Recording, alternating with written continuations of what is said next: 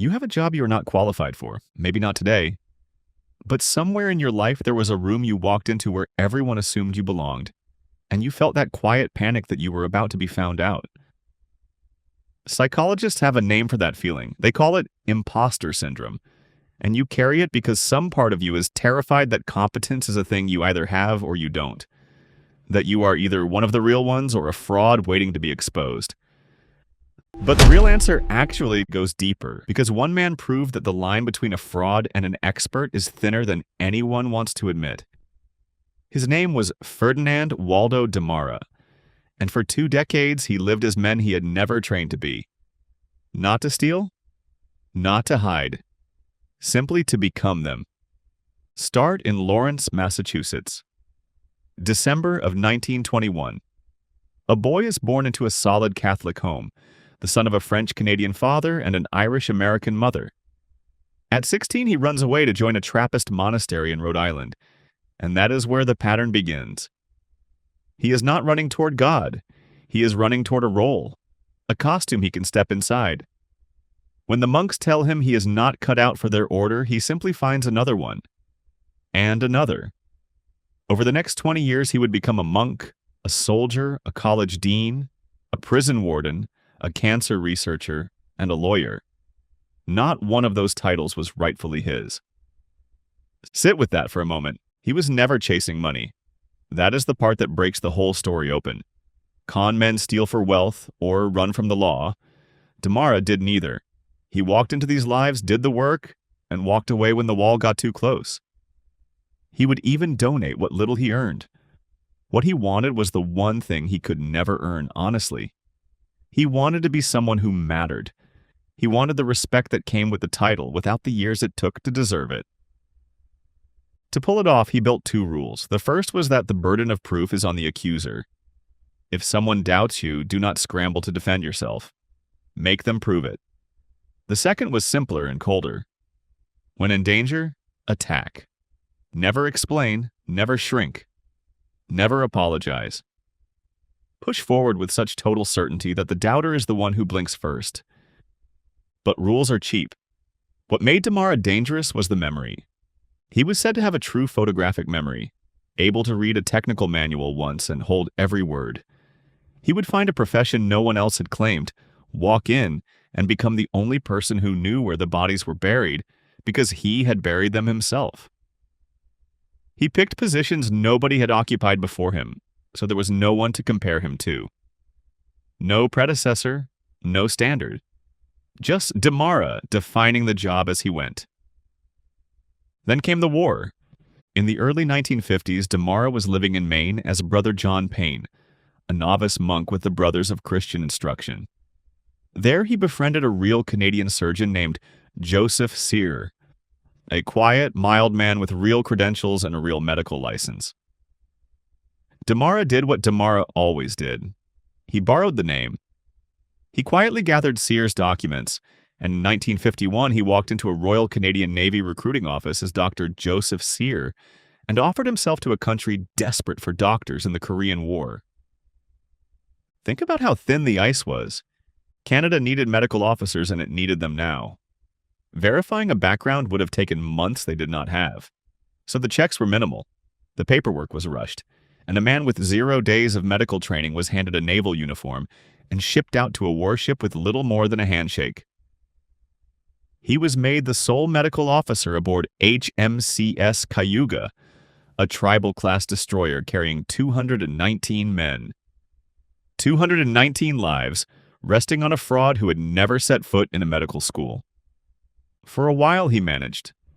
Sick calls, coughs, and minor complaints. When the captain, Commander James Plomer, needed a set of rotten, infected teeth pulled, Demara pulled them, with no real idea how much anesthetic to give. The next morning the commander thanked him for the finest tooth pulling he had ever had. Demara had a method for the harder cases too. When a problem arrived that he could not solve, he would vanish to his cabin, flip through medical textbooks at furious speed, memorize exactly what the next hour demanded, then return to the patient with an icy, borrowed calm. He was studying the job while performing it, and then the ice cracked for real. Off the west coast of Korea following a raid, a small boat pulled alongside the Cayuga carrying wounded men. As many as 19 casualties, some of them near death, some needing major surgery immediately. There was one surgeon on that ship. It was him. And there was no textbook fast enough, no shortcut clever enough to fake this. So what did he do? He ordered the crew to carry the wounded to the operating room. He told them to prep the men and ready them for surgery. And in that narrow, desperate window, he slipped back to his quarters, opened his books, and read as fast as a human being can read. Then he walked back to the table, picked up the instruments, and began to cut. He removed a bullet from a man's chest. He is said to have amputated a foot.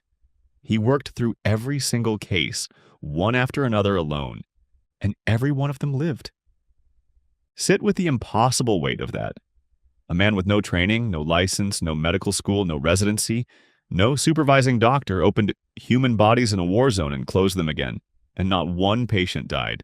Commander Peter Godwin Chance, who served beside him, remembered how the doctor moved among the bleeding men calmly, fully clad in his surgical garb, as if he had done it 1,000 times and hadn't a care in the world.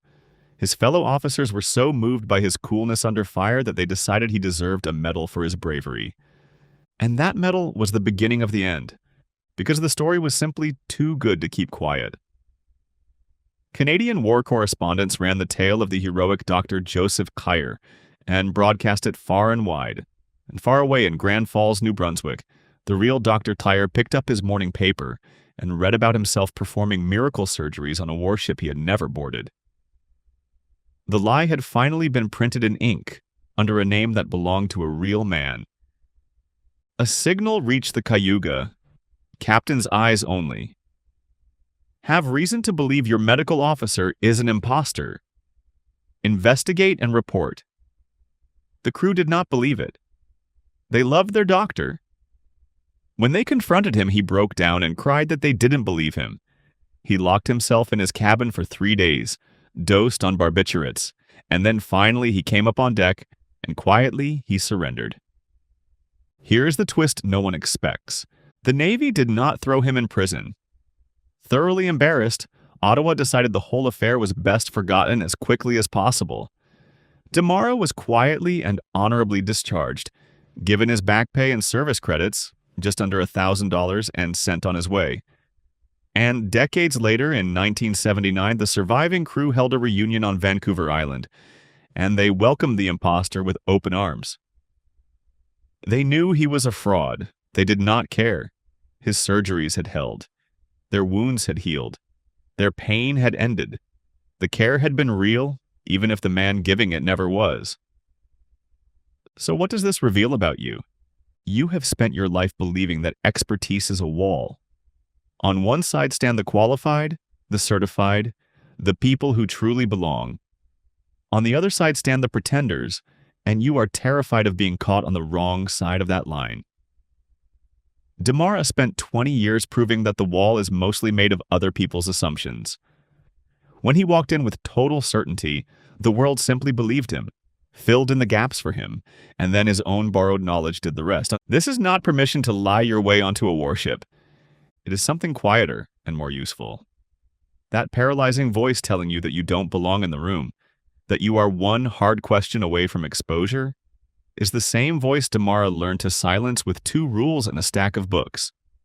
He was a fraud, and a real one. But he learned faster than almost anyone alive that most rooms are not truly asking whether you belong. They are asking whether you will do the work in front of you when it counts. So the next time you walk into that room, unqualified and afraid and certain, you'll be found out. Remember the man who was never qualified for a single thing in his life, and saved 19 lives anyway. You have a job you're not qualified for. Almost no one ever truly is.